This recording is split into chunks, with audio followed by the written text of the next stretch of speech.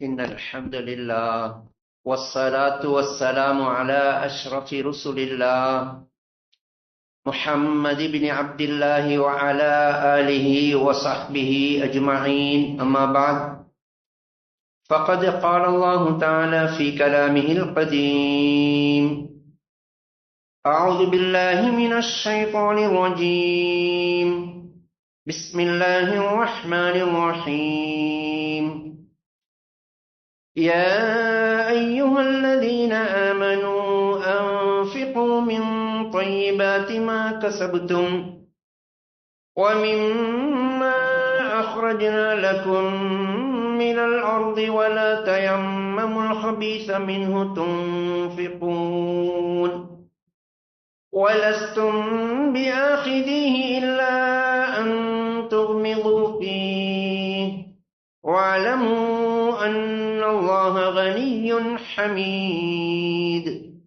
صدق الله العظيم. அளவற்ற அருளாளனும் அணிகரற்ற அன்பாளனுமாகிய வல்லவன் அல்லாஹ்வின் திருநாமம் கூறி இதனை ஆரம்பம் செய்கிறேன். சர்வ புகழும் புகழ்ச்சியும் இவ்வையகத்தை உருவாக்கி வளமளித்து வரும் ஏக வல்லவன் அல்லாஹுக்கே உரித்தாக. அல்ஹம்துலில்லாஹ். அவன் தனித்தவன், இணை துணையற்றவன். வணக்கத்துக்குரியவன் அந்த அல்லாஹு தாலாவை தவிர வேறு யாரும் இல்லை என்றும், கருணை நபி ஸல்லல்லாஹு அலைஹி வஸல்லம் அவர்கள் அந்த அல்லாஹுடைய உண்மையுள்ள அடியாரும் நன்றியுள்ள திருத்தூதருமாயிருக்கும் என்றும் உள்ளத்தினால் உறுதிப்பூண்டு நாவினால் சான்று பகர்கிறேன். அந்த கருணை நபி ஸல்லல்லாஹு அலைஹி வஸல்லம் அவர்கள் மீதும் அவர்களை பின்பற்றிய உத்தம சஹாபாக்கள், தாபிஊன்கள், தபஉ தாபீன்கள், கயாமத்து நாள் வரை அந்த நல்லவர்களை பின்பற்றி நடக்கக்கூடியவர்கள் அனைவர் மீதும் வல்லவன் அல்லாஹ் காலமெல்லாம் ஸலவாத்தும் ஸலாமும் சொல்லி அருள்வானாக. அல்லாஹுடைய கடமைகளை நிறைவேற்ற வேண்டுமென்ற ஆவலோடு அவனது இல்லத்திலே இத்திகாஃபுடைய நியத்துடன் அமர்ந்திருக்கக்கூடிய இஸ்லாமிய சகோதரர்களே, அன்பர்களே, உலகத்தில் வாழும் காலமெல்லாம் அல்லாஹுடைய கட்டளைகளை ஏற்றி எடுத்து நடக்குமாறும், எவைகளையெல்லாம் கூடாது, பாவமானது என்று கூறி நம்மை தடுத்திருக்கிறானோ அது போன்ற செயல்களிலிருந்து முற்றுமுழுதாக தவிர்ந்து அல்லாஹுவை பயந்து வாழ்க்கை அமைத்துக் கொள்ளும்படி முதலாவதாக எனக்கும் இரண்டாவதாக உங்களுக்கும் வசியத்தும் நசீஹத்தும் செய்து கொள்கிறேன். ஏனென்றால் மிக வேகமாக கழிந்து கொண்டிருக்கக்கூடிய இந்த உலக வாழ்க்கையிலும் நீண்டகால மறுமை வாழ்க்கையிலும் மனிதன் வெற்றி பெற வேண்டும் என்றால் உலகத்தில் வாழும் காலமெல்லாம் அல்லாஹுடைய கட்டளைகளை ஏற்றி எடுத்து மதித்து வாழ்ந்தாலே முடியும். இதற்கு நேர் மாற்றமாக நாம் நினைத்திருக்கக்கூடிய விதத்தில் உலகத்தில் இருக்கக்கூடிய ஆட்சி அதிகாரங்கள், பட்ட படிப்புகள், செல்வச் செருக்குகள் எதுவும் பயங்கரங்களும் தண்டனைகளும் நிறைந்த அந்த கயாமத்துடைய நாளையில் எங்களுக்கு எந்த ஒரு பிரயோசனத்தையும் தேடி தராது என்ற உண்மையையும் இந்த இடத்திலே கூறிக்கொள்ள விரும்புகிறேன். அன்புக்குரிய இஸ்லாமிய சகோதரர்களே, அல்லாஹு தாலா உலகத்திலே வாழ்வதற்கென்று நமக்கு ஒரு சந்தர்ப்பத்தை தந்திருக்கிறான். இந்த உலக வாழ்க்கை என்பது சோதனைகளும் பிரச்சனைகளும் நிறைந்த வாழ்க்கை என்பதை அல்லாஹ் குர்ஆனிலே பல இடங்களிலே சொல்லிக் கொண்டிருக்கிறான். உலக வாழ்க்கை என்பதே சோதனை தான். அந்த சோதனைகளிலிருந்து மனிதன் வெற்றி பெற்று அல்லாஹுடைய அருளை பெற்றவனாக உலகத்திலே இருந்து செல்ல வேண்டும் என்பது தான் அல்லாஹுடைய எதிர்பார்ப்பாக இருக்கிறது.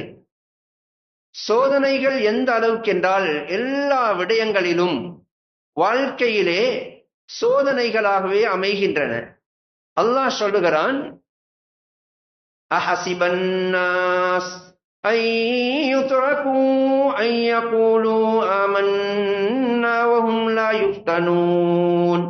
மனிதர்கள் நினைத்துக் கொண்டிருக்கிறார்களா, நாவினால் நாம் நல்லவர்கள், நாம் ஈமான் கொண்டவர்கள், நாம் மூமீன்கள் என்று சொல்லிவிட்டால் அவர்களை அப்படியே விட்டுவிடுவோம், அவர்களை சோதிக்க மாட்டோம் என நினைத்துக் கொண்டிருக்கிறார்களா? وَلَقَدْ فَتَنَّا الَّذِينَ مِنْ قَبْلِهِمْ உங்களுக்கு முன்னால் இருந்தவர்களையும் சோதித்தோம். வாயால நாவினால் சொல்லுவது செயல்களுக்கு ஒத்ததாக இருக்கிறதா? நாவினால் ஒன்றை சொல்லிக்கொண்டு செயலினால் வேறொன்றை செய்கிறீர்களா என்பதை நாம் பார்ப்பதற்கு நாம் அவர்களை சோதிப்போம், இதற்கு முன்னால் இருந்தவர்களையும் சோதித்தோம் என்று அல்லாஹ் குர்ஆனிலே சொல்லுகிறான். ஒரு இடத்திலே அல்ல, அல்லாஹ் பல இடங்களிலே சூரா முல்குடைய ஆரம்பத்திலும் சொல்லுகிறான், அல்லதி ஹலகல் மௌத வல் ஹயாத லியப்லுவக்கும், உங்களுக்கு ஹயாத்தையும் மௌத்தையும் தந்தது, உலக வாழ்க்கையே உங்களுக்கு தந்திருப்பது உங்களை சோதிப்பதற்கு தான், அவர்களை சோதிப்பதற்கு தான் வாழ்க்கையே கொடுத்தோம் என்று அல்லாஹ் சொல்லுகிறான். ஒவ்வொரு இஸ்லாமியர்களும் சூரா கஹ்ஃபை வெள்ளிக்கிழமையிலே ஓதுவதை ஷரியத் சுன்னத்தாக ஆக்கியிருக்கிறது. சூரா கஹ்ஃபுடைய ஆரம்பத்திலும் அல்லாஹ் சொல்லுகிறான், இன்னா ஜஅல்னா மஅலல் அர்தி ஸீனத்தல் லஹா லினப்லுவஹும், உலகத்திலே பூமியிலே இருக்கக்கூடிய எல்லா பொருட்களையும் உலகத்தை அலங்கரிப்பதற்காக படைத்து வைத்திருக்கிறோம், இவைகளுக்கு மத்தியிலே அவர்களை நாம் சோதிப்போம் என்று சொல்லுகிறார். அதே போன்றுதான் ஒவ்வொரு வெள்ளிக்கிழமை ஃபஜ்ர் தொழுகையிலும் சூரத்து தஹரை ஓதுவதை ரசூல் ஸல்லல்லாஹு அலைஹி வஸல்லம் சுன்னத்தாக்கினார்கள். இந்த சூராவுடைய ஆரம்பத்திலும் அல்லாஹ் சொல்லுகிறான், இன்னா கலக்னல் இன்சான மின் நுத்ஃபத்தின் அம்ஷாஜ் நப்தலி, மனிதர்களை நாம் ஆண் பெண்களுடைய கலப்பிலே இருந்து படைத்திருக்கிறோம், அவர்களை சோதிப்போம். இவ்வாறு ஓரிடத்திலே அல்ல, பல இடங்களில் உலமாக்கள் சொல்லுகிறார்கள், குர்ஆனிலே 30 இடங்களுக்கும் அதிகமான இடங்களில் உங்களை சோதிப்போம் என்று அல்லாஹ் சொல்லுகிறான். ஒவ்வொரு வாழ்க்கையும் சோதனைத்தான். வனபிலுக்கும் பிஷ்ஷர்ரி வல் கைரி ஃபித்னா, நலவுகளை கொண்டும் சோதிப்போம், கெடுதிகளை கொண்டும் சோதிப்போம் என்று அல்லாஹ் சொல்லுகிறான். ஒவ்வொன்றும் சோதனையாக. இவைகள் அனைத்திலும் அல்லாஹ் ரசூல் ஸல்லல்லாஹு அலைஹி வஸல்லம் சொன்னார்கள், இந்த உம்மத் ஒவ்வொரு உலகத்திலே வாழ்ந்த எல்லா உம்மத்தினர்களையும் ஒவ்வொரு பொருட்களை கொண்டு அல்லாஹ் சோதித்தான். லிகுல்லி உம்மத்தின் ஃபித்னா வ ஃபித்னத்து உம்மத்தி அல் மால், ஒவ்வொரு சமூகத்துக்கும் அல்லாஹ் ஒவ்வொரு சோதனை பொருட்களை வைத்திருந்தான். இந்த உம்மத்துடைய சோதனை பொருள் செல்வம், இந்த உம்மத்துடைய சோதனை பொருள் பணம் என்று ரசூல் ஸல்லல்லாஹு அலைஹி வஸல்லம் அவர்கள் கூறினார்கள். ஏனையவைகள் சோதனையாக இருந்தாலும் அல்லாஹ் குர்ஆனிலே சொல்லுகிறான், இன்னமா அம்வாலுக்கும் வ அவுலாதுக்கும் ஃபித்னா, உங்களுடைய சொத்து செல்வங்கள், உங்களுடைய பெண் குழந்தைகள், பிள்ளை குட்டிகள் அனைத்தும் சோதனையாகத்தான் இருக்கிறது. ஒவ்வொன்றுமே சோதனையாக இருந்தாலும் ரசூல் ஸல்லல்லாஹு அலைஹி வஸல்லம் அவர்கள் செல்வத்தை கோடிட்டு காட்டினார்கள். பணம் என்பது இந்த உம்மத்துடைய சோதனை பொருள் என்று கூறினார்கள். அன்புக்குரிய இஸ்லாமிய சகோதரர்களே, அல்லாஹு தஆலா சிலருக்கு பணத்தை கொடுத்து சோதிக்கிறான், மற்றும் சிலருக்கு பணத்தை கொடுக்காமல் வறுமையை கொண்டு சோதிக்கிறான். இரண்டுமே சோதனையாகத்தான் இருக்கிறது. வறுமையிலே மனிதன் நிதானம் இழந்து விட்டான் என்றால் ரசூல் ஸல்லல்லாஹு அலைஹி வஸல்லம் சொன்னார்கள், அது அவனை குஃப்ரிலேயே கொண்டு போய் சேர்த்துவிடும். காதல் ஃபக்ரு ஐயகூன குஃப்ரா, சில சந்தர்ப்பங்களில் வறுமை அவனை குஃப்ரிலே கொண்டு போய் சேர்க்கும். அதே போன்றுதான் செல்வம் என்பதும், மனிதன் கட்டுக்கடங்காமல் செல்வத்துக்கு அடிமையாகி விட்டான் என்றால் அது அவனுடைய நாசத்துக்கும் அழிவுக்குமே காரணமாகும் என்பதை அல்லாஹ் குர்ஆனிலே மிக தெளிவாக சொல்லுகிறான். அல்லாஹு தஆலா குர்ஆனிலே சொல்லும் பொழுது, وَإِذَا أَرَدْنَا أَن نُّهْلِكَ قَرْيَةً أَمَرْنَا مُتْرَفِيهَا فَفَسَقُوا فِيهَا فَحَقَّ عَلَيْهَا الْقَوْلُ فَدَمَّرْنَاهَا تَدْمِيرًا. அல்லாஹ் சொல்லுகிறான், ஒரு சமூகத்தை நாம் அழிக்க நினைத்தால் அதிலே செல்வந்தர்களை நாம் தூண்டி விடுவோம். அவர்கள் கட்டுக்கடங்காமல் பாவத்திலே அழிச்சாட்டியத்திலே மூழ்கி விடுவார்கள். அதற்கு பின்னால் நாம் அவர்களை அழித்து விடுவோம், பிடித்து விடுவோம் என்று சொல்லுகிறார். எனவே வறுமையும் மனிதனை சோதனைக்காக, செல்வத்தையும் அல்லாஹு தாலா மனித சமூகத்துக்கு சோதனையாகவே ஆக்கி வைத்திருக்கிறான். எல்லா நிலைமையிலும் அல்லாஹ்வை அறிந்து அல்லாஹ்வை சந்தோஷப்படுத்துபவர்கள் தான் புத்திசாலிகள் என்பதை நாம் உணர வேண்டும். மாற்றமாக இந்த செல்வம் என்பது மனிதனுடைய அந்தஸ்தை காட்டுவதற்குரிய ஒரு பொருள் அல்ல.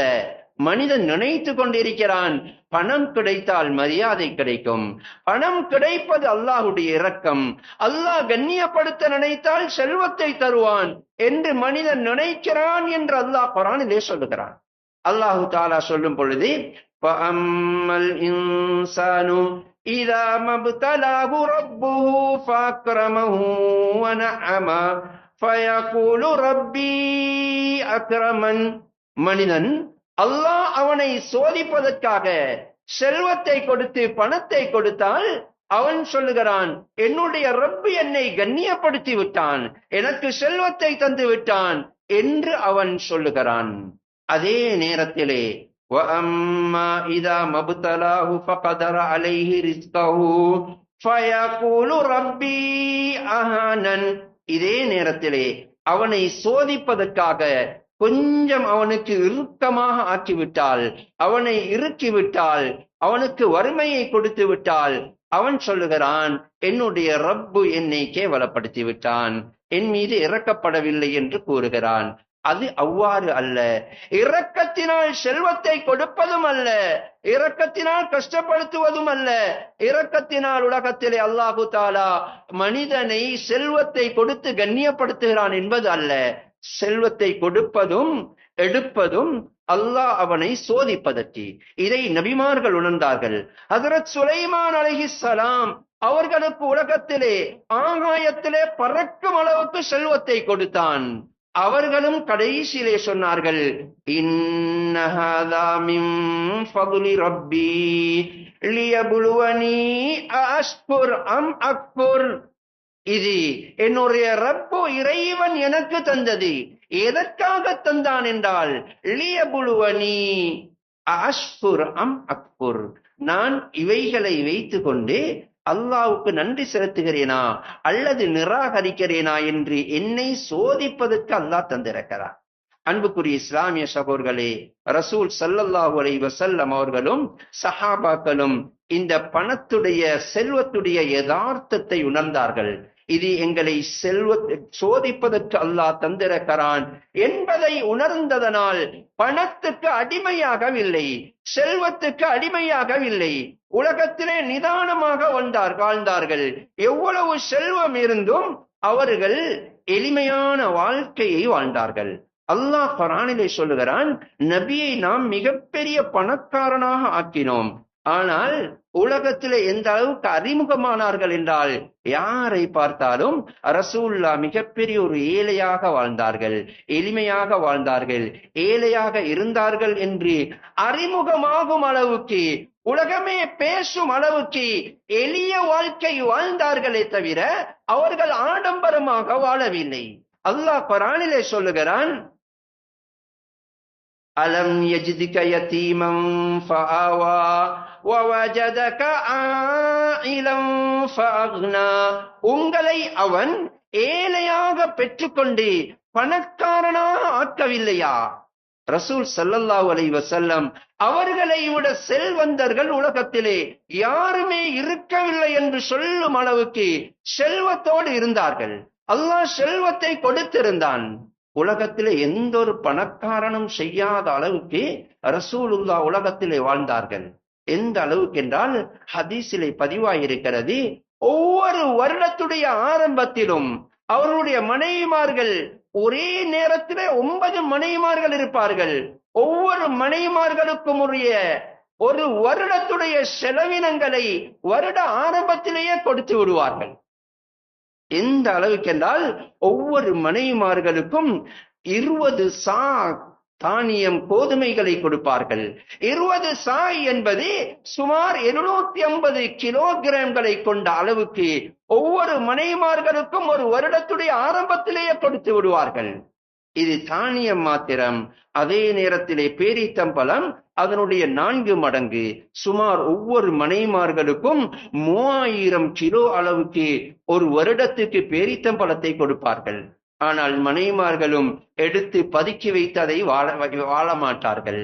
மாற்றமாக ஒரு கையால் எடுத்து விட்டால் அடுத்த கரத்தினால் அதை கொடுத்து விடுவார்கள். ரசூலுல்லாவை சஹாபாக்கள் வர்ணிக்கும் பொழுது எந்த அளவுக்கென்றால் கான அஜுவதன்னா, முழு மனித சமுதாயத்திலும் மிகப்பெரிய கொடை வள்ளலாக வாழ்ந்தார்கள் என்று தான் சஹாபாக்கள் ரசூலுல்லாவை வர்ணிக்கிறார்கள். அன்புக்குரிய இஸ்லாமிய சகோதரர்களே, செல்வம் இருந்ததற்காக ஆடம்பர வாழ்க்கை வாழவில்லை. வரும் அளவு வருவதை விட வேகமாக, காற்றை விட வேகமாக சதக்கா கொடுத்துவிட்டு அவர்கள் எளிமையான வாழ்க்கையை வாழுவார்கள். அல்லாஹு தஆலாவே கேட்கிறான். ரசூல் ஸல்லல்லாஹு அலைஹி வஸல்லம் சொன்னார்கள், அரல அலைய ரப்பி பத்ஹா மக்கத தஹபா. என்னுடைய ரப்பு என்னிடத்திலே கேட்டான், இந்த மக்காவுடைய எல்லா பள்ளத்தாக்குகளையும் உங்களுக்கு தங்கமாக ஆக்கி தரட்டுமா என்று கேட்டான். ஃபகுல்து லா யா ரப். நான் சொன்னேன், இல்லை, வேண்டாம் யா அல்லாஹ். அல்லாஹ் தருவதற்கு தயார். ஆனாலும் எளிமையான வாழ்க்கையை தான் ரசூல் ஸல்லல்லாஹு அலைஹி வஸல்லம் வாழ்ந்தார்கள். எந்த அளவுக்கென்றால் கிடைப்பதையெல்லாம் கொடுத்து மகிழ்ந்தார்கள். ஒரு முறை ஒரு நபித்தோழர் ரசூல் ஸல்லல்லாஹு அலைஹி வஸல்லம் அவர்களிடத்திலே வந்து, யா ரசூல் அல்லாஹ், எனக்கு ஏதாவது தாருங்கள் என்றார்கள். அவர்களுக்கு கொடுத்து விட்டார்கள். இன்னும் சற்று நேரத்திலே இன்னொரு நபித்தோழர் வந்து கேட்கிறார். அவருக்கும் கொடுத்தார்கள். இன்னும் சற்று நேரத்திலே இன்னொருத்தர் வந்து கேட்கிறார். அவர்களிடத்திலே கொடுப்பதற்கு ஒன்றும் இருக்கவில்லை. ரசூல் ஸல்லல்லாஹு அலைஹி வஸல்லம் சொன்னார்கள், சகோதரரே, யாரிடத்திலாவது கடனாக எடுங்கள், எனக்கு கிடைத்ததன் பின்னால் அந்த கடனை நானே அடைத்து விடுகிறேன் என்று கூறிய பொழுது பக்கத்தில் இருந்த உமர் ரலியல்லாஹு தஆலா அன்ஹு ரசூல் ஸல்லல்லாஹு அலைஹி வஸல்லம் அவர்களை பார்த்து கேட்டார்கள், யா ரசூல் அல்லாஹ், சுயில்த ஃபஅதைத ثم சுயில்த ஃபஅதைத ثم சுயில்த ஃபவஅத்த. அல்லாஹ்வுடைய தூதரே, கேட்டார்கள், கொடுத்தீர்கள். மீண்டும் கேட்டார்கள், மீண்டும் கொடுத்தீர்கள். மீண்டும் கேட்கிறார்கள். இல்லை என்றால் இல்லை என்று சொல்ல வேண்டியது தானே. எதற்காக வாக்குறுதி அளிக்கிறீர்கள்? எடுத்துக் கொள்ளுங்கள், நான் கடன் அடைக்கிறேன் என்று சொல்லும் அளவுக்கு சிரமப்பட வேண்டுமா என்ற பொழுது அதுவரைக்கும் மலர்ந்திருந்த ரசூல் ஸல்லல்லாஹு அலைஹி வஸல்லம் அவருடைய முகம் வாடிக்கொண்டு செல்ல ஆரம்பித்தது. இதை பார்த்த ஒரு அன்சாரி தோழர் ரசூல் ஸல்லல்லாஹு அலைஹி வஸல்லம் அவர்களை பார்த்து சொன்னார்கள், யா ரசூல் அல்லாஹ், அன்ஃபிக் வலா தக்ஷ மின் தில் அர்ஷி கலாலா. அல்லாஹ்வுடைய தூதரே, தாராளமாக கொடுங்கள், அள்ளி இறையுங்கள், செலவழியுங்கள். அரசுடைய ரஹ்மான் உங்களுக்கு தரமாட்டான் என்று பயப்படாதீர்கள் என்றார்கள். இதை கேட்டவுடனேயே வாடி இருந்த ரசூல் ஸல்லல்லாஹு அலைஹி வஸல்லம் அவருடைய முகம் மீண்டும் மலர ஆரம்பித்தது. புன்முறுவல் பூத்து கொண்டே சொன்னார்கள், வபிஹாதா உமிர்த்து, இப்படித்தான் எனக்கு ஏவப்பட்டிருக்கிறது. என்னோடு இருக்கக்கூடியவர்களும் கொடுப்பதை தடுப்பவர்களாக இருக்கக்கூடாது. தான் கொடுக்காத நேரத்திலும் என்னை உற்சாகப்படுத்த வேண்டும், அவர்களை தான் எதிர்பார்க்கிறேன் என்றார்கள். அன்புக்குரிய இஸ்லாமிய சகோதரர்களே, ரசூல் ஸல்லல்லாஹு அலைஹி வஸல்லம் கொடுப்பதிலே வல்லராக இருந்தார்கள். ரசூலுல்லாஹுடைய கொடையை பார்த்து எத்தனையோ மக்கள் இஸ்லாத்துக்குள்ளே நுழைந்தார்கள் என்ற வரலாறை பார்க்கிறோம். அன்புக்குரிய இஸ்லாமிய சகோதரர்களே, பேச்சாற்றலினால் மாத்திரமல்ல, எழுத்துக்களினால் மாத்திரமல்ல, ரசூல் ஸல்லல்லாஹு அலைஹி வஸல்லம் பண்பினால் மற்றவர்களுடைய உள்ளங்களை வென்று கொண்டார்கள். எந்த அளவுக்கென்றால் ஸஃப்வான் இப்னு உமையா இஸ்லாத்துக்கு மிகப்பெரிய எதிரியாக இருந்து கொண்டிருந்தார்கள். இஸ்லாத்துடைய ஃபத்ஹு மக்கா, மக்காவுடைய வெற்றியின் பொழுது அவரும் ரசூல் ஸல்லல்லாஹு அலைஹி வஸல்லம் அவர்களிடத்திலே வந்து, அல்லாஹ்வுடைய தூதரே, நான் இஸ்லாத்தை ஏற்றுக்கொள்ள வேண்டுமாக இருந்தால் எனக்கு 2 மாசம் அவகாசம் தர வேண்டும். உங்களோடு இருந்து நான் இஸ்லாத்தை பார்க்க வேண்டும். எனக்கு அது கவர்ச்சியாக இருந்தால், என்னை கவர்ந்து கொண்டால் இஸ்லாத்தை ஏற்றுக்கொள்வேன், இல்லை என்றால் முடியாது என்றார். இதை கேட்ட ரசூல் ஸல்லல்லாஹு அலைஹி வஸல்லம், ஆதைதுக அர்பன், 2 மாதம் அல்ல, 4 மாதங்கள் தருகிறேன், என்னோடு இருந்து இஸ்லாத்தை கவனிக்கலாம் என்றார். அன்புக்குரிய இஸ்லாமிய சகோதரர்களே, இந்த வாக்குறுதி அளித்து 1 மாதத்திலேயே ஹுனைன் யுத்தத்திற்கு அழைப்பு விடுக்கப்பட்டது. எல்லாரும் தயாராகிக் கொண்டிருக்கிறார்கள். அப்பொழுது ரசூல் ஸல்லல்லாஹு அலைஹி வஸல்லம் யுத்தத்துக்கு செல்வதற்கு ஆயுதம் போதாது. அந்த நேரத்தில் சஃப்வான் இப்னு உமையா மிகப்பெரிய ஆயுத வியாபாரியாக இருந்தார்.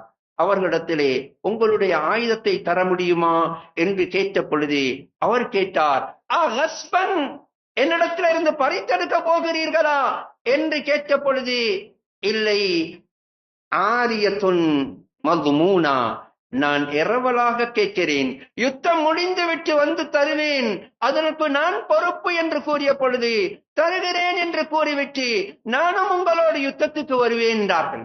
யுத்தம் செய்ய மாட்டார்கள், ஆயுதத்தை பாதுகாக்க வருகிறார். என்ன நடக்கிறது என்பதை அன்புக்குரிய இஸ்லாமிய சகோதரர்களே, யுத்தம் முடிந்தது. அந்த யுத்தத்திலே இஸ்லாமியர்களுக்கு அல்லாஹ் பெரிய வெற்றியை கொடுத்தான். அதிகமான கனீமத் பொருட்கள் கிடைத்தது. யுத்தம் முடிந்ததன் பின்னால் என்ன நடந்தது என்பதை ரசூல் ஸல்லல்லாஹு அலைஹி வஸல்லம் பார்த்து கொண்டு வருகிறார்கள். அதிகமான கனீமத்து பொருட்கள். பின்னால் சஃப்வான் இப்னு உமையாவும் இருக்கிறார். ஓரிடத்திலே சென்று பார்த்தால் அதிகமான ஆடுகள். எந்த அளவுக்கு என்றால் சுமார் 4000 ஆடுகள் அந்த பகுதியை அதிர்ந்து கொண்டிருக்கிறது. இந்த ஆடுகளை பார்த்த பொழுது சஃப்வான் இப்னு உமையா கன்னத்திலே கையை வைத்துக் கொண்டு யோசிக்கிறார், இவ்வளவு சொத்துக்கு கொஞ்ச நேரத்தில் முஹம்மது சொந்தக்காராகிவிட்டாரே என்ற ஆச்சரியத்தோடு பார்த்து கொண்டிருப்பதை கண்ட ரசூல் ஸல்லல்லாஹு அலைஹி வஸல்லம் அவரிடத்திலே கேட்டார்கள், ஐயோ அஜிபுக ஹாதா யா அபா சஃப்வான், அபு உமையாவே, உங்களுக்கு இது விருப்பமாக இருக்கிறதா என்று கேட்ட பொழுது, ஆம், எனக்கு விருப்பமாக இருக்கிறது என்று கூறுகிறார். அன்புக்குரிய இஸ்லாமிய சகோதரர்களே, என்னுடைய சகோதரர்கள் இருக்கிறார்கள், தோழர்கள் இருக்கிறார்கள், கஷ்டவாளிகள் இருக்கிறார்கள். அவர்களுக்கும் கொடுக்க வேண்டும் என்று யோசிக்கவில்லை. உடனேயே ரசூல் ஸல்லல்லாஹு அலைஹி வஸல்லம் சொன்னார்கள், ஹுவ லக வ மா ஃபீஹா, சஃப்வானே, இந்த இடமும் உனக்கு, இந்த இடத்தில் உள்ள எல்லா ஆடுகளும் உனக்கு என்றார்கள். ஆட்டை மாத்திரம் கொடுத்தால் ஆடுகளை வைக்க இடமில்லாமல் தடமாறுவார். அதனால் ஆடுகளை கொடுப்பதற்கு முன்னால் இடத்தை கொடுத்து விட்டு சொன்னார்கள், ஹுவ லக வ மா ஃபீஹா, அந்த இடமும் உனக்கு, அந்த இடத்துல உள்ளவைகளும் உனக்கு என்ற உடனேயே எதிர்பார்க்காத பதிலை கண்ட சஃப்வான் இப்னு உமையா, அஷ்ஹது அல்லா இலாஹ இல்லல்லாஹ் வ அஷ்ஹது அன்னக ரசூலுல்லாஹ், நீங்க ரசூலுல்லாஹ்வே தான், இல்லை என்றால் வேறு யாருக்கும் இந்த அளவுக்கு மனசு வராது என்றார்கள். அன்புக்குரிய இஸ்லாமிய சகோதரர்களே, ரசூல் ஸல்லல்லாஹு அலைஹி வஸல்லம் மற்றவர்களுக்கு கொடுத்தார்கள், எளிய வாழ்க்கை வாழ்ந்தார்கள். இன்று உலகத்திலே என்ன நடைபெறுகிறது? இல்லை என்றாலும் சஹாபாக்களுக்கும் நமக்கும் உள்ள வித்தியாசம், அவர்கள் இருந்தும் எளிமையான வாழ்க்கை வாழ்ந்தார்கள், மற்றவர்களுக்கு கொடுத்து வாழ்ந்தார்கள். இன்று நாம் இல்லை என்றாலும் பணக்காரர்களை போன்று வாழ முயற்சி செய்கிறோம், பணக்காரர்களை போன்று நடிக்கிறோம். வீடு கட்டினாலும் கடனிலே முடிகிறது, வாகனம் வாங்கினாலும் கடனிலே போய் முடிகிறது. எந்த ஒரு வேலை செய்தாலும், வைபவம் திருமணங்களை பார்த்தால் அதுவும் கடனிலே முடிகிறது. பணக்காரர்களை போன்று வாழ வேண்டும், இருப்பதை போன்று அல்ல, இருப்பதை கொண்டு அல்ல, மற்றவர்களுக்கு காட்டுவதற்கு வாழ வேண்டும். ஒரு விதமான வாழ்க்கை நடித்து கொண்டிருக்கிறோமே தவிர உண்மையான வாழ்க்கை வாழவில்லை. சஹாபாக்கள் எந்த அளவுக்கு எளிமையான வாழ்க்கை என்றால், அன்புக்குரிய இஸ்லாமிய சகோதரர்களே, ஹஜ்ரத் ஹகீம் இப்னு ஹிஸாம் ரஹ்மத்துல்லாஹி அலைஹி ரலியல்லாஹு அன்ஹு, காபாவுக்குள்ளே பிறந்த ஒரே ஒரு மனிதர் ஹகீம் இப்னு ஹிஸாம் ரலியல்லாஹு அன்ஹு. அவர்கள் எளிமையாக வாழ்ந்தார்கள். மதீனாவிலே சொல்லி வைத்திருந்தார்கள், யாராவது உங்களிடத்திலே யாசகம் கேட்டு வந்தால் அவர்களுக்கு கொடுத்து அனுப்புங்கள், இல்லை என்றால் என்னுடைய வீட்டை காட்டிக் கொடுங்கள் என்று மதீனாவிலே சொல்லி வைத்திருந்தார்கள். ஒரு சந்தர்ப்பத்திலே மக்கள் எல்லாம் யுத்தத்துக்கு போக தயாராகி கொண்டிருக்கும் பொழுது 2 கிராமவாசிகள் வந்தார்கள். வந்து ஏதாவது கேட்கும் பொழுது யாரும் கொடுப்பதற்கு இருக்கவில்லை. ஹக்கீம் இப்னு ஹிஸாம் ரலியல்லாஹு தஆலாவுடைய வீடு காட்டப்பட்டது. அங்கே போய் சலாம் சொன்னார்கள். வீட்டுக்குள்ளே இருந்த ஒரு மனிதர் வெறும் மேலோடு வந்து சலாத்துக்கு பதில் சொல்லிக் கொண்டே வெளியே வந்தார்கள். வந்தால் 2 கிராமவாசிகள், ஏதாவது தாருங்கள், உங்களிடத்திலே கேட்டு வந்திருக்கிறோம், அல்லாஹ்வுடைய பாதையிலே போக வேண்டும் என்றார்கள். உடனே ஹக்கீம் இப்னு ஹிஸாம் ரலியல்லாஹு தஆலா அன்ஹு, அலா ரிஸ்லிகுமா வலா தஸ்தாஜிலா, அவசரப்பட்டு போய்விடாதீர்கள், கொஞ்சம் இருங்க வருகிறேன் என்று சொல்லிவிட்டு உள்ளே போனார்கள். கொலுகி இருந்த ஜுப்பாவை போட்டுக்கொண்டு வெளியே வந்தார்கள். அவர்கள் போட்ட அந்த ஜுப்பா, அந்த கிராமவாசிகள் சொல்லுகிறார்கள், கான்னஹு ஷுப்பாக், அது ஓட்டையும் ஒடசலுமாக கிழிந்திருந்தது. அது ஒரு ஜன்னலை போன்றிருந்தது. கிழிந்த ஒரு ஜுப்பாவை போட்டுக்கொண்டு வெளியே வந்தார். அடிமையையும் கூட்டிக் கொண்டு வாருங்கள் கடை தெருவுக்கு போவோம் என்று அவர்கள் இருவரையும் அழைத்து சென்றார்கள். கடை தெருவிலே சென்று மிக பெருமதியான குதிரை 2 வாங்கி அதற்கு தேவையான எல்லா தளபாடங்களையும் வாங்கி அவர்கள் இருவருக்கும் கொடுத்தார்கள். அன்புக்குரிய இஸ்லாமிய சகோதரர்களே, போகக்கூடிய வழியிலே ஒரு குப்பை மேடு இருந்தது. அதிலே ஒரு துணியை கண்டார்கள். உடனே ஹக்கீம் இப்னு ஹிஸாம் ரலியல்லாஹு அன்ஹு கையிலே இருந்த அவர்களுடைய அசாவினால் அந்த துணியை தூக்கி எடுத்து அடிமையில கொடுத்தார்கள். இதை வைத்துக் கொள்ளுங்கள், எங்களுடைய ஒட்டகத்துக்கு தீனி கொடுப்பதற்கு இதை விரித்துக் கொள்ளலாம், இதை கவனமாக வைத்துக் கொள்ளுங்கள் என்று. இதை பார்த்தவுடனேயே அந்த கிராமவாசிகளுக்கு ஆச்சரியமாக இருந்தது. இவரே குப்பை மேற்றிட ஊத்தை பறக்குகிறார், எங்களுக்கு என்ன தரப்போறாரோ தெரியாது என்று கூறிவிட்டு தான் சென்றார்கள். கடை தெருவுக்கு போனவர்கள் பெருமதியான 2 குதிரைகளை வாங்கி தேவையான எல்லா தளபாடங்களையும் வாங்கி அவர்களை வழி அனுப்பிவிட்டு குப்பை மேற்றிலே பெருக்கிய அந்த துணியோடு வீட்டுக்கு வந்து சேர்ந்தார்கள். இதுதான் சஹாபாக்கள். கொடுக்கும் பொழுது நல்லதை கொடுத்தார்கள், சிறந்ததை கொடுத்தார்கள், மற்றவர்களுக்கு சந்தோஷமாக கொடுத்தார்கள், எளிமையான வாழ்க்கை வாழ்ந்தார்கள். எனவே அன்புக்குரிய இஸ்லாமிய சகோதரர்களே, உலக வாழ்க்கை என்பது இதுதான். அல்லாஹு தாலா சோதிப்பதற்கு தந்திருக்கிறான். அல்லாஹ் குர்ஆனிலே எங்களுக்கு சொல்லுகிறான், வஃபீ அம்வாலிஹிம் ஹக்கும் மாலூம் லிஸ்ஸாயிலி வல் மஹ்ரூம், அவர்களுடைய பணத்திலே ஜகாத் மாத்திரமல்ல, ஏழை எளியவர்கள், வாய் திறந்து கேட்க முடியாத எத்தனையோ கஷ்டவாளிகள் இருக்கிறார்கள், அவர்களுக்கும் கொடுக்க வேண்டும். ஜகாத்து 100க்கு 2.5 மட்டும் தான். அதை கொடுத்ததன் பின்னால் பெருமை அடிக்கிறோம், ஜகாத்து கொடுக்கிறோம், கணக்கு பார்த்து கொடுக்கிறோம் என்று. அன்புக்குரிய இஸ்லாமிய சகோதரர்களே, 2.5 கொடுத்தால் 97.5 நம்மிடத்திலே இருக்கிறது. அதனால் நாம் என்ன செய்கிறோம் என்பதை படைத்த ரப்பு பார்க்கிறான். எனவே எல்லா நிலைமையிலும் மற்றவர்களுக்கு முன்மாதிரியாக அல்லாஹுக்கு பொருத்தமாக வாழ்ந்து மரணிப்பதற்கு வல்லவன் அல்லாஹ் நம் அனைவருக்கும் தௌஃபீக் செய்தருவானாக. யா அல்லாஹ், நாம் செய்த எல்லா பாவங்களை மன்னித்தருவாயாக. எங்களுடைய பெற்றோர்கள், தாய் தந்தையர்கள், உற்றார் உறவினர்கள், மனைவி, மக்களுடைய பாவங்களை மன்னித்தருவாயாக. நம்முடைய உடலிலே ஆரோக்கியத்தையும் ஆப்பியத்தையும் தந்தருவாயாக. மனதிலே நிம்மதியையும் சந்தோஷத்தையும் ஏற்படுத்திடுவாயாக. வீண் வழக்கு வம்புகளும் நம்மை பாதுகாப்பாயாக. முழு உலகத்திலும் வாழக்கூடிய எல்லா முஸ்லிமான ஆண்கள் பெண்களையும் பாதுகாப்பாயாக. எல்லா மக்களுக்கும் மகஃபிரத்தையும் பாவ மன்னிப்பையும் கொடுத்தருவாயாக. கலிமாவோடு வாழ்ந்து லா இலாஹ இல்லல்லாஹ் என்ற கலிமாவோடு மரணிப்பதற்கு யா அல்லாஹ் நம் அனைவருக்கும் தௌஃபீக் செய்தருவாயாக. வ ஆகிர் தஅவானா அல்ஹம்துலில்லாஹி ரப்பில் ஆலமீன்.